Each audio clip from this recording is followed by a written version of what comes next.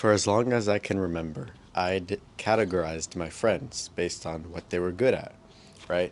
And so I had like one friend who was good at golf, for example. I had another who was good at basketball, another who was good at soccer, right? They each had their own thing that they were known for.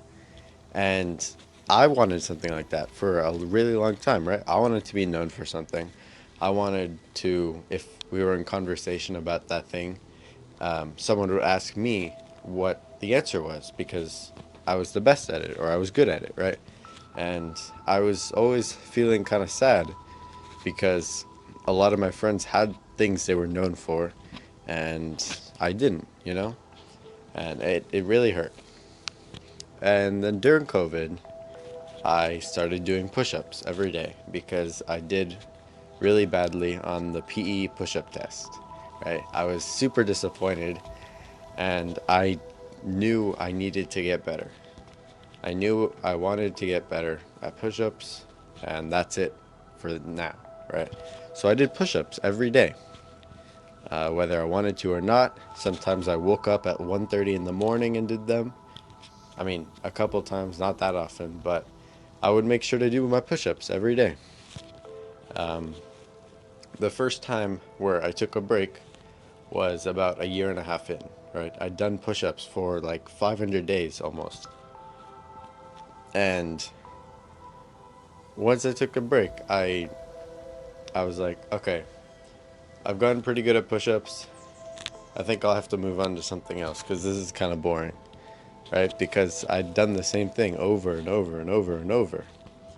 And, it felt like I wasn't really going anywhere, right? I was stuck at like 70 push-ups max for many days at that point, and so I figured just to try something else. And I started going to the gym and also doing calisthenics as well, but that would come more later, right? And I spent a lot of time at the gym. I got some pretty good progress, and you know, it was pretty fun moving up in weight, moving up in like muscle mass, and really, I started incorporating more and more planche training into those workouts. And I fell in love with the planche. It was such a cool experience. It was so cool. I was like super excited to get the planche. I started making like edits of myself before I could do the planche, and I would just like have the part where I wanted to edit. I would have like the before, which was where I was at that point, and then I knew I would fill it in once I could planche with the clip where I planched, and I was like super excited, and I thought I would get it within a month, and that did not happen. Suffice to say, I think that's right. But either way, that dream, that goal, kept me pushing, even when sometimes I didn't feel like working out. And doing the planche, starting calisthenics, really became the thing I was known for, right? And it wasn't because I was the best at it. I have a friend who does a lot more pull ups than I do, but I kind of I became known for it because I was doing these cool things, not because I was the best at them, right?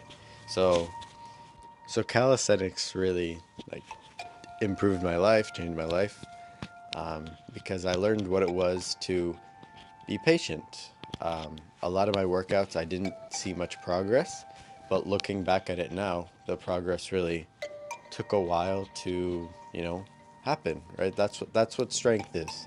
It takes a while to build up, but it also lasts for a long time because it took so long. Often, a lot of things that are short, like that don't take very long to do, also can go away really quickly as well. And so, working towards something difficult is often, I think, a lot better because you learn more.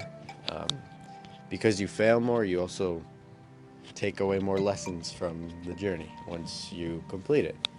And that's what makes progress, right? I think a big thing with becoming known for something or getting good at something It doesn't have to be something you're known for, but for getting good at something, you have to have this period where you focus on that thing, like pretty much so intensely that that's most of what you're thinking about, right? For the last 2 years or so, I'd focused on calisthenics almost entirely, and not that many people knew about it because I wasn't posting anything. But I deleted Instagram for a year and a half probably, because I just wanted to get better and more fit, stronger, right? And after that, I came out of it being a lot better. I was a lot stronger, and this, you know, it's a lot easier to maintain strength rather than get new strength, right? So it took a while, it took a long time, and it took very difficult workouts to build the strength to where I am now. But if I decide to just stop getting better and just to maintain my strength, rather than, keep pushing hard, which I don't think I'm gonna do. I think I want to keep getting stronger. But if I did decide to maintain, I wouldn't need nearly enough or as much workouts. I wouldn't need to put as much effort into it because keeping what you have already is a lot easier than getting something new, especially for working out. But I think also for other things, just a lot of skills require a lot more to build rather than maintain. And so that's a really big thing is when you're first starting out and when you're in this building phase, you do need to put a lot of work into what you're going for because that's where the progress is made, right? I think to simplify it, the more thoughts and the more actions you put into a specific goal, the better progress you're going to make in that field. And if you're thinking, well, that's good, but if I put everything into one goal or field, how else am I going to make progress? Or how am I going to make progress in something else? And I think the answer to this is you kind of don't. I think the more you put into one or two goals at max, the better it is. Because if you do your goals for a lot of different things, if let's say I want to learn drawing, I want to learn coding, I want to keep improving my calisthenics, I want to do this, I want to do that, I'm not going to make very much progress or any progress in any of them because I just wouldn't be spending that much time. I think the better scenario and what I'm working on right now is I'm going to be spending a lot of time on one or two goals, let's say my health and my workouts. And once I get to a point where I know I can maintain it and be happy with it, I'll switch to something else and make a lot of progress in, let's say, I don't know, my coding, because I'm trying to learn like website design. But yeah, the reason I think that's a better idea is because I've been doing like a lot of different things over these past few months, and I don't feel like I've learned or gotten very much improvement because I've spread my time too thin. I've been doing a lot of different stuff, and so I think really the way to make progress is to go all in or almost all in on one or two things, and then once I'm good with those, to switch to something else. I think that's a more effective plan than the balance people say.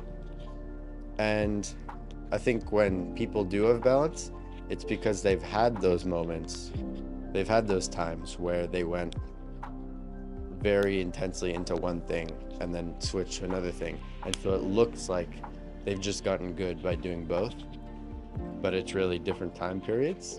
That's just what I've gathered so far from my reading and from like watching business videos online. So yeah, I think that's what I'm gonna do.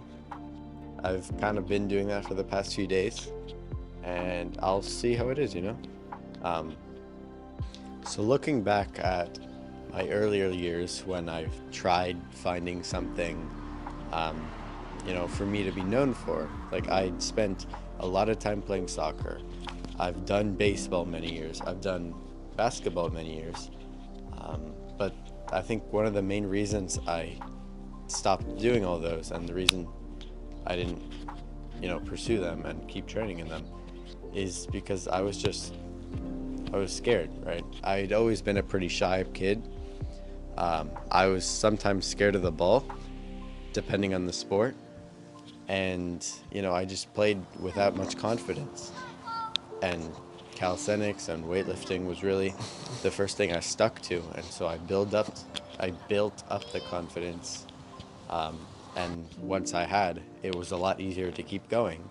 Again, because I'd done the hard work in the beginning where I wasn't seeing very much progress, but then I eventually did see progress, and that built up my confidence and told told myself that I was doing the right thing. Right, I was seeing what the efforts I'd put in were doing to my body, my mind, and my strength, and that really helped a lot.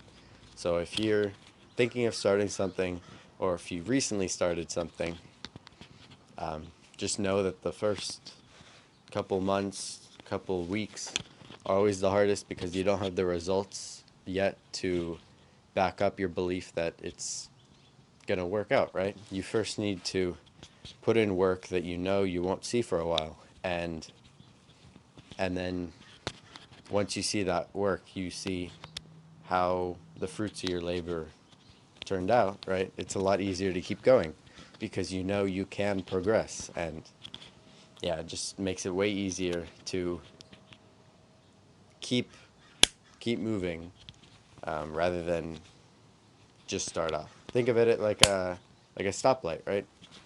As soon as you stop, which is where like you start your journey, it's a lot harder to accelerate right after the light than it is to get a little bit faster once you're 300 feet away, 400 feet away, right? And that's the same with your goals or with the journey you want to take. And so I hope you remember that, and I hope this video helped you in some way, right? Um, yeah, if you're gonna try something new, make sure to do it confidently and just have fun with it, right? You're not gonna see progress for a little bit, and that's totally okay. That's just part of the journey, and yeah. So, see ya.